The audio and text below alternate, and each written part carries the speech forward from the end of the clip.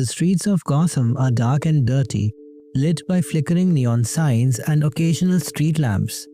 The camera moves down to show Waylon Jones, better known as Killer Croc, walking through empty alleys.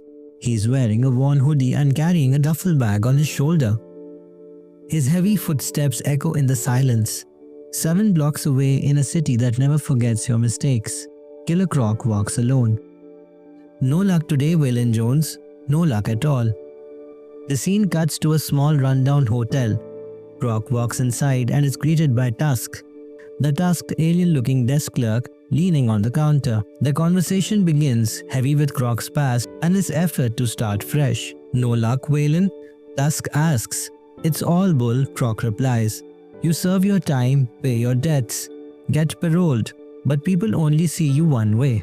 Tusk shakes his head. Doesn't matter how I dress up, all they see is Killer Croc. The camera lingers on Croc's face. His reptilian features show frustration and sadness. He grips his duffel bag tightly, as though it's the last thing keeping him hopeful. I'm rooting for you, buddy, Tusk says. I'm starting fresh, Croc replies. As Croc heads to his room, Tusk watches him go, weighed down by rejection after rejection. But today, Tusk offers something different. An opera ticket, a small gesture of hope. Waylon barely looks at it. The thought of sitting among people who would recoil at the sight of him feels like a cruel joke. I've got job interviews tomorrow, he mutters, clinging to a faint hope for a normal life. He leaves the ticket behind, just like every chance he's had to escape the shadows. Alone in his room, the weight of the situation presses down harder. Killer Croc was once a weapon for the squad.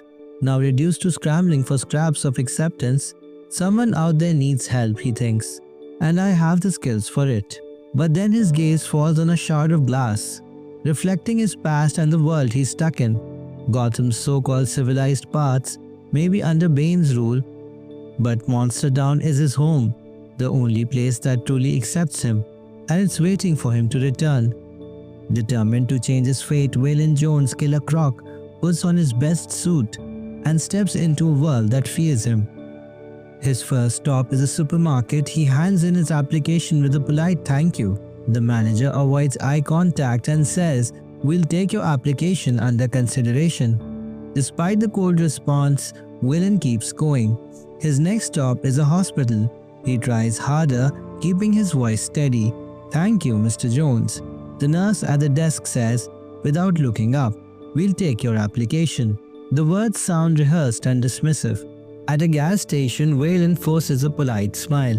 "Thank you, Mr. Jones," the clerk mutters, clearly uneasy. "We'll take your application under consideration." By the time he reaches the library, the hope he'd carried in has faded. The librarian glances nervously at his claws and says the same words, "We'll take your application."